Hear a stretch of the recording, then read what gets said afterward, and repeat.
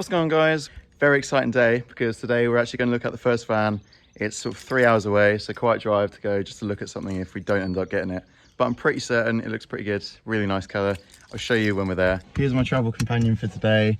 Hopefully going to be driving my car back if we do get it. So yeah, thanks. 3 hours in a car that you don't really know. But yeah, should be really good. Van's super nice. I'm really excited. Now about to head off. See you there.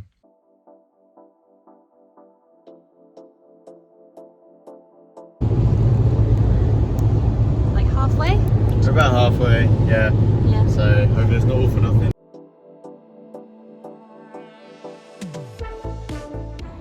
Here she is. Right, I bought a van. This is a 1997 VW T4 Caravelle in dragon green. Lovely, original, brilliant. I'm really happy with it. Unfortunately, Richard is now gone. He's up to the big car heaven in the sky.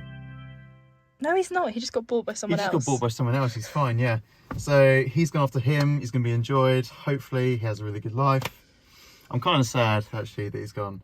But I've got this lovely beast now.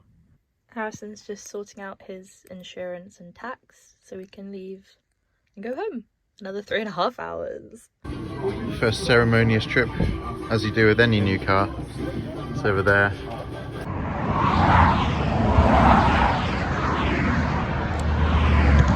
Paige decided he didn't want to put fuel in it, so we've broken down and I'm sat on the side of a motorway while he's running to get a jerry can. Hello viewers, you might not recognise where I am. I am on the side of a road because guess what? My fucking fuel gauge doesn't work properly and I broke down. So I'm now walking 1.5 miles fucking Bear Grylls style out here to get to the fucking BP garage that is ages away. Looking through bloody long grass, there's probably adders and shit in here. But yeah, fun times of owning a camper, day one, eh?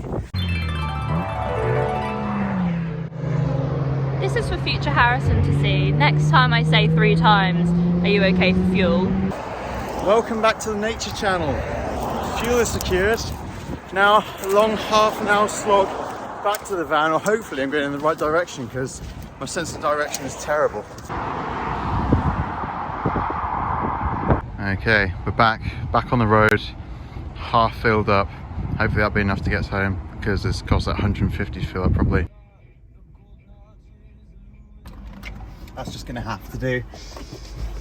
So yeah, when we broke down, I thought that these were fold-in mirrors. I didn't want anyone to snap them off. Turns out they're not. So you snapped it off? So I've kind of broken the mirror already and we're 2 hours in.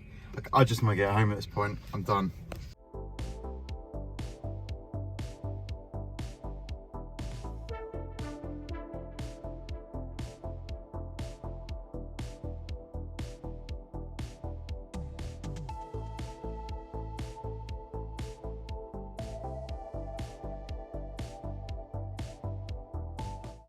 Okay, so now I'm going to give you a quick tour of the van because it's so nice. So let's just get straight into it. And here she is. So P-Reg, she is 1997. She doesn't look a day over 1 year because the paintwork on this is really quite good. It does need a bit of a clean. Apologies, I probably should have done that before this video. But all the seals and everything are really straight. Even underneath, there's not really any rust, especially around these arches here. A little bit on the other side, but like not a great deal, to be honest. This one is really quite minor, not a lot there at all. The only thing I can fault it on really is a little bit of damage just here. But you got a little bit of money taken off for that. And there's a little bit of cracking here as well in the paint. But for 25 years, that's really not that bad. That won't be a lot to replace and get fixed. And then just a little bit of surface rust all around the windows, but they all have that really, considering the number that this one has being a Caravelle. Okay, so one of the best things about this van for me is the fact that it is tailgate. I did look at a number of vans and a lot with barn doors, but I did want one that was tailgate really.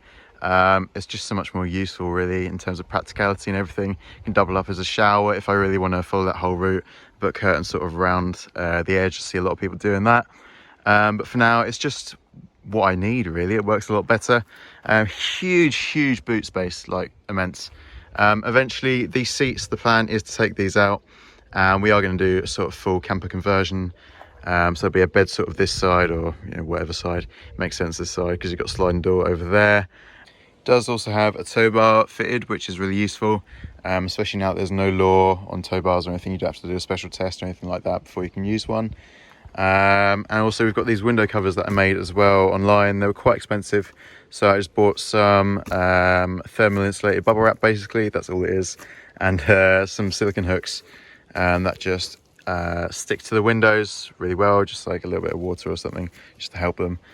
They work really well to block out all the light and keep it nice and dark inside at night. Still a bit surreal closing this tailgate because it's absolutely huge. All right, now let's start her up. Always starts on the key first time every try. You wouldn't think after 25 years it'd be that easy.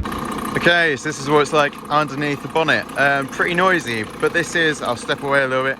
This is the 2.5 litre sought after model, not the 1.9, so it is a lot more economical. And this one is also 102 brake horsepower. So it was the quickest engine they put in these, and it does shift if you do put your foot down. Fuel wise, you probably get maybe 35 to 40 mpg, so it's really not that bad for your fuel in today's market given the age of the vehicle. But yeah, let's take a closer look.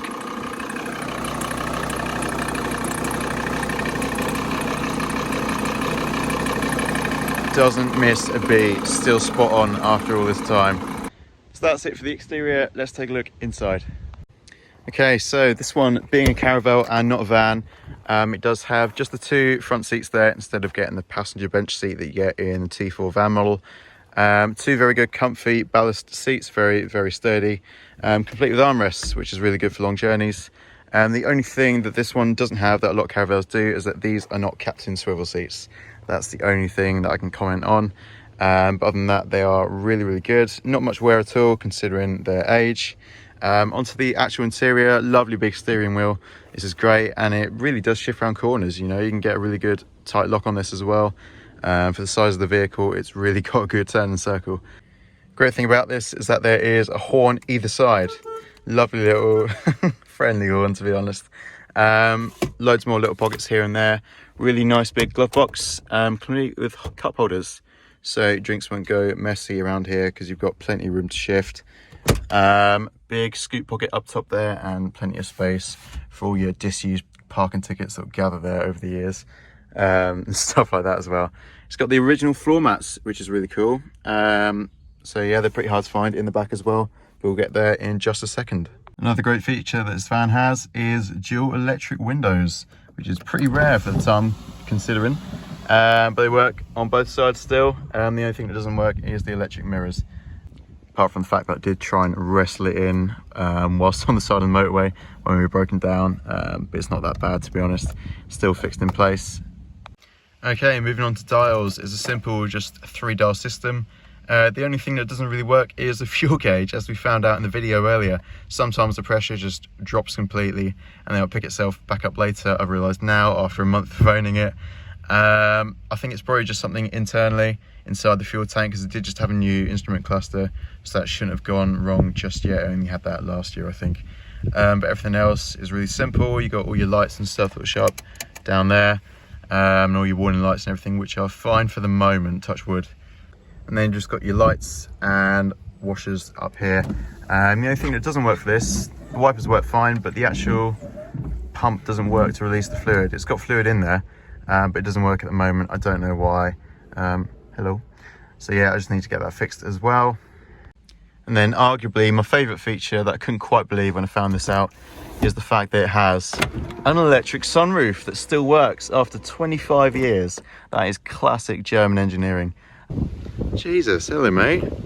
Just gonna move you, buddy. Bye. All right, inside and onto the rear 6 seats. So one here, this sort of moves forward so you can get in there. These ones here do fold up, but I'm gonna miss this actually. This one does double up as a table as well. You've got cup holders and all the room that you could ever need there. Bit of a footrest if you do so wish. I know, socks and slides, what crime. But yeah, 3 big seats here on the back as well. These do fold down, I think, completely flat, these. Great little armrests as well in the back for extra comfort. And then in the back, you've got 2 sets of air vents as well, that connect to the main aircon and also the main feed. Plenty of lighting as well, which is really good. Again, got the original floor mats in the back as well. And another feature that I love, I'm going to try and climb to this one here. Oh my God, right, okay. We're in. These windows slide open, which is great. Just nice to wake up, stick your head out the window in the morning. But yeah, that pretty much wraps up the van tour. Let me know if you've enjoyed this whole aspect. I will be modding it as I go along, and I'll take you through the whole journey if that is something you guys would be interested in. The whole ripping it out, fitting in the bed, changing it up completely process. But yeah, thank you guys for watching.